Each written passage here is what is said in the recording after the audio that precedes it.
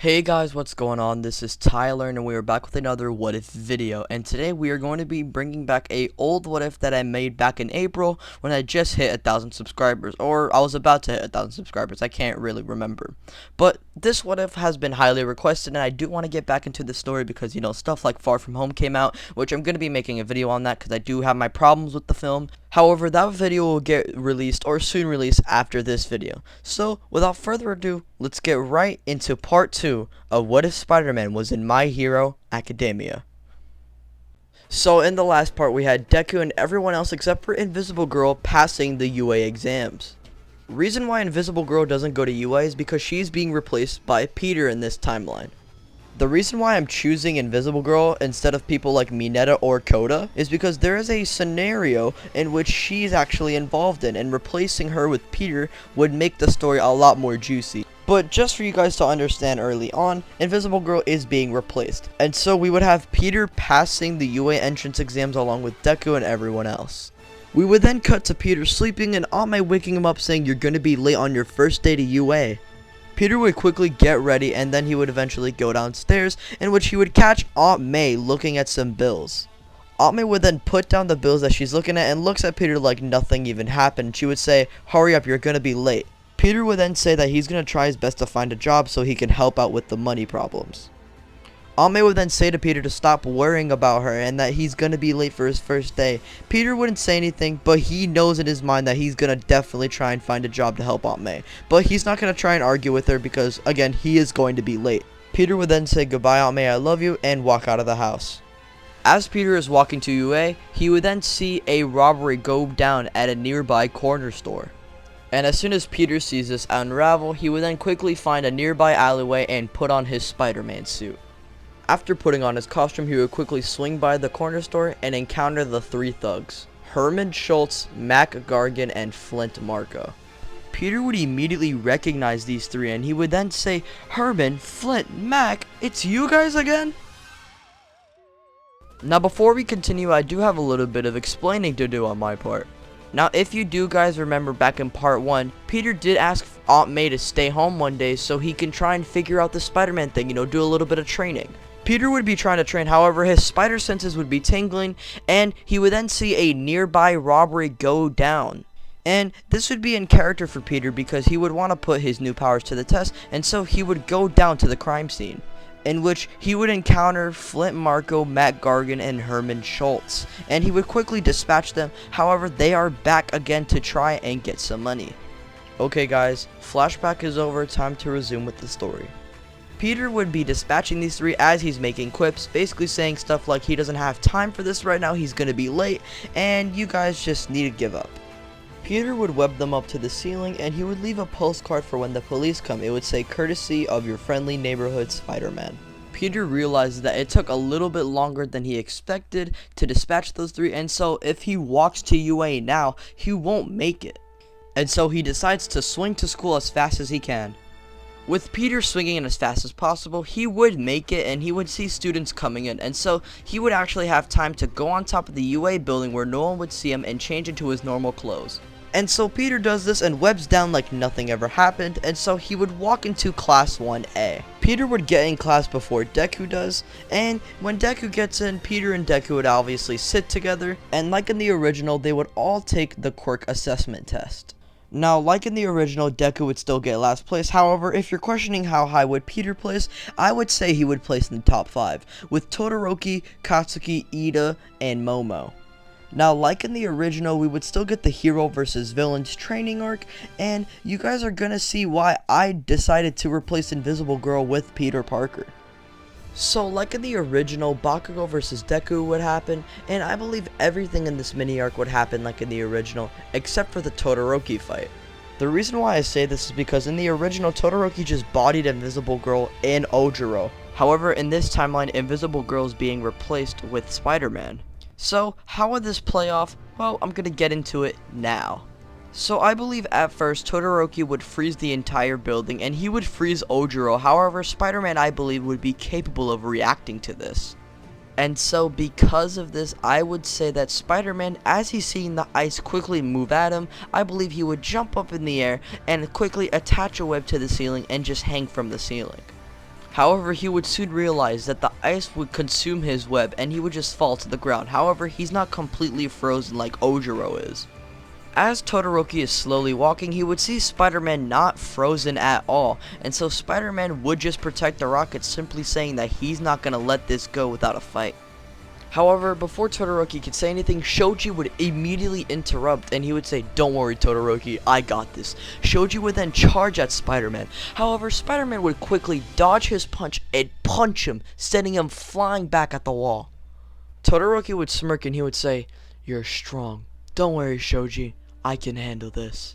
Todoroki would then summon a small-scale ice attack at Spider-Man. However, Spider-Man would be easily capable of reacting to it, and so he does so. Spider-Man jumps in the air, dodging Todoroki's ice attack. Todoroki is completely off-put at the fact that someone dodged his ice attack so casually, and so Spider-Man would take advantage of this. He would then spring 2 webs at the wall, lunging at Todoroki, landing an actual blow on him, sending him farther away from the rocket. With this happening, Todoroki is completely shocked at the fact that Spider-Man's able to damage him and actually overwhelm Todoroki. As Spider-Man's legs are pressing onto Todoroki's body, Todoroki would then grab both of Spider-Man's legs and freeze them together. Spider-Man notices that Todoroki is focusing on his legs right now, and so Spider-Man uses this to punch Todoroki in the face, damaging him heavily. Todoroki would take a couple steps back after that punch Spider-Man gave him, and so Spider-Man would use this to his advantage and try and use all of his might to break out of the ice, in which he actually does so. After this, Todoroki is finally recovered after that punch and is ready to go for round 2. Spider-Man would then say to Shoto that he's completely done and that he's going to use everything that he's got now. He would then lunge at Todoroki with everything that he's got, along with Todoroki getting ready to counteract Spider-Man's attack with a large-scale ice attack. Both of them are about to hit each other. However, the match would soon end with Shoji being able to touch the rocket because Ojiro's feet were frozen. After this, Spider-Man would then say, "Damn, that's a bummer. Well, Shoto, hopefully we can fight again." He would then leave the building, and Todoroki would then reverse the effects of his ice by using his left side.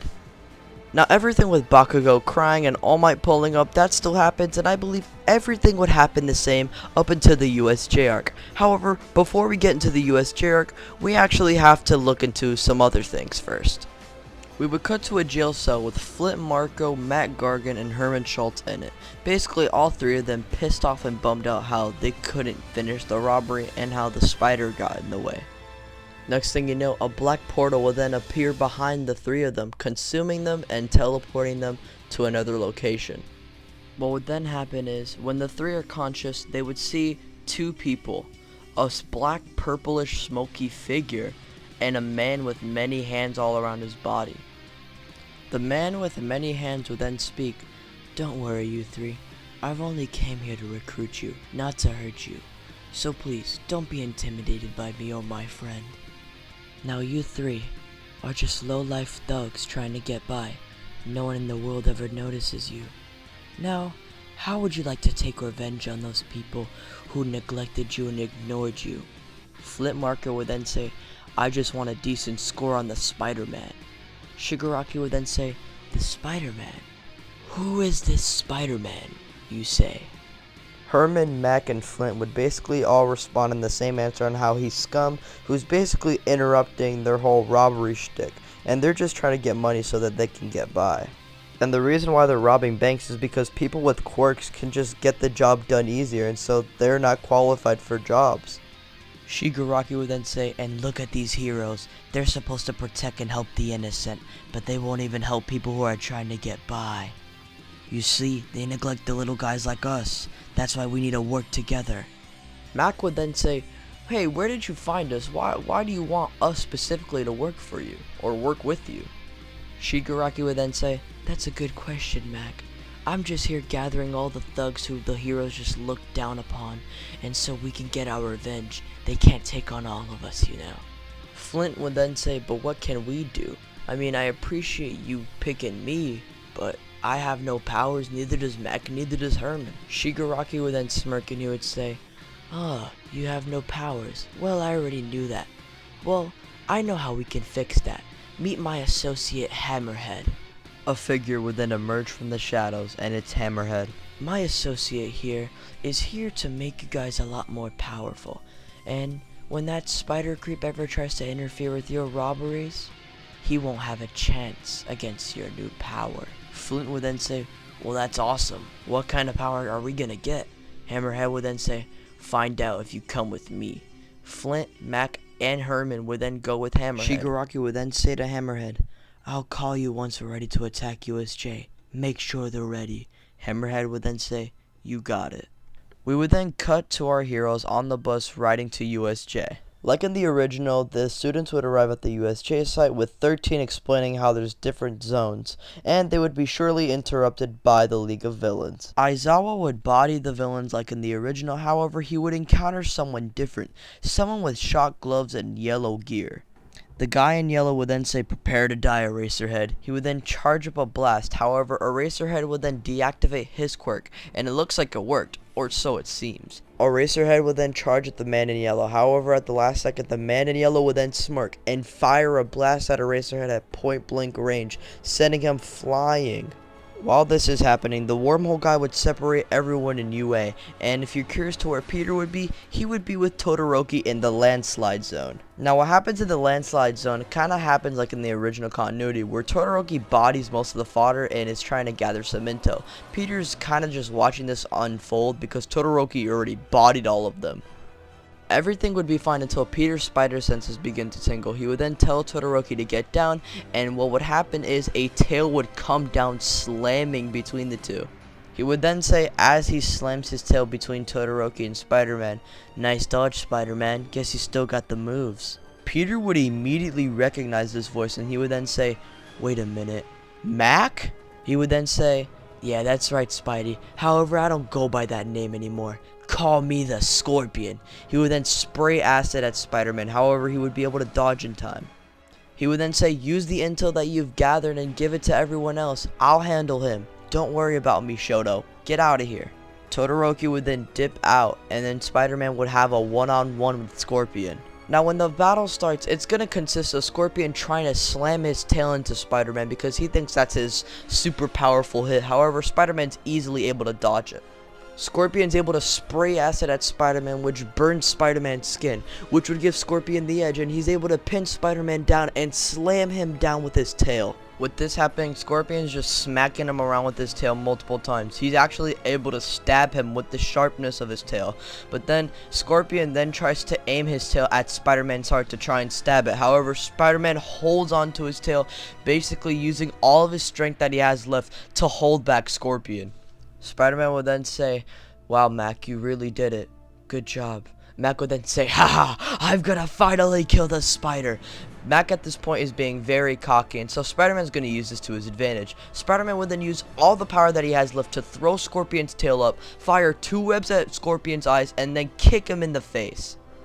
Scorpion would then fall back, and Spider-Man would then use all the webs that he has left in his web shooters to web Scorpion down. Scorpion would then break out of the webbing. However, as he's trying to break out of the webbing, Spider-Man would then use all the power that he has left to punch Scorpion in the face and knock him out cold. This would be a similar scene in Superior Spider-Man where Doc Ock, as Spider-Man, breaks Scorpion's jaw. However, instead of breaking his jaw, let's tone it down a bit and just say he knocks him out cold. Shocker and Aizawa are having a little bit of a fight. However, Shigaraki would then interrupt the fight and say to Shocker, don't worry, Shocker, you'll get your chance.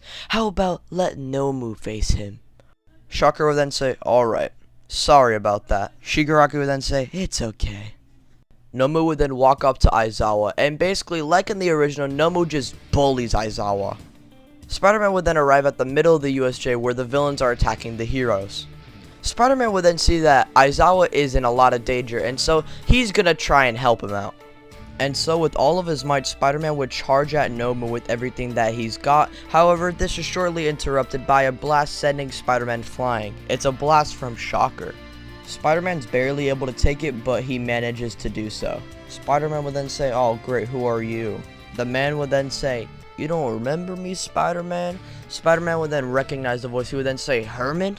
First Mac, now you? Where's Flint? Shocker would then say, well, Flint's experiment's taken a little bit longer than expected.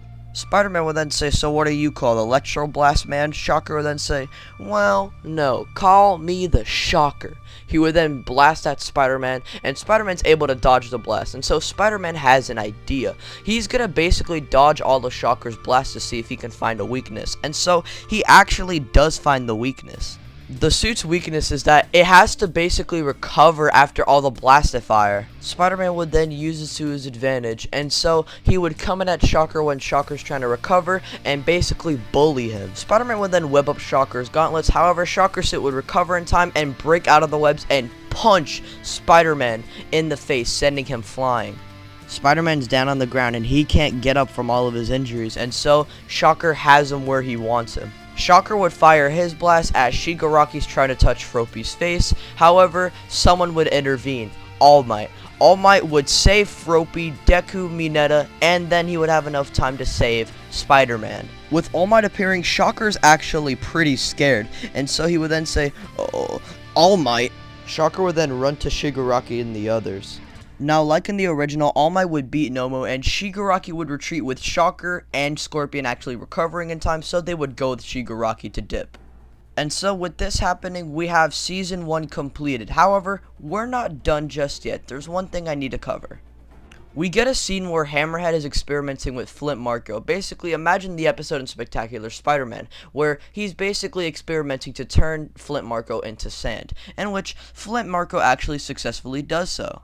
The last scene in Season 1 we get is Hammerhead saying, "You're now more than enough to take on the spider." Sandman will then smirk and turn into sand as the screen cuts to black. Season 1 is over. Well, thank you guys for watching this. Obviously, I'm going to continue it because we still have Season 2 to get through. Now, if you guys do want Part 3, please like and subscribe if you're new, because your support is the only reason why I'm even doing these videos. Now, I do have a couple things to say. I did just recently make a Twitter, so go follow me on that, link in the description. Well, yeah, link in the description to my first tweet, and also join the Discord so you can suggest what is and interact with me and other YouTubers and other great people. Before anyone comments on it, yes, I am aware that I did say Peter Parker wanted to help Aunt May with her money problems, in which I'm going to get into that more in Season 2 because I didn't have enough time for Season 1 because we had so much to cover. So apologies on my part, but we're gonna be getting into more of that Peter Parker stuff in Season 2 for you Spider-Man fans. But I made sure we still had a lot of Spider-Man elements here. You know, we make sure we're more consistent than the MCU, because fuck MCU. But you know, but before we get into, yeah, let's not get into that. But yeah, just wanted you to know I am aware, I didn't forget. We're gonna get into that more in Season 2. Thanks again, you guys. We are about to hit 5K, or we're very close because we're growing every day. And once we hit 5K, I don't know, I'll try and make a special video for you guys. But my upload schedule is like 1 video a week, which I'm trying to fix that right now. However, I'm going to be gone for a couple of days. But once I come back, my Far From Home video will drop, along with What If Future Vegeta Part 3. That's going to happen very soon. So, I hope you guys did enjoy this What If. I know it was a little bit longer than the other one, so hopefully you enjoyed it because of that. And like, comment, and subscribe, and share with your friends. I'm gonna get up out of here. Peace out. Bye.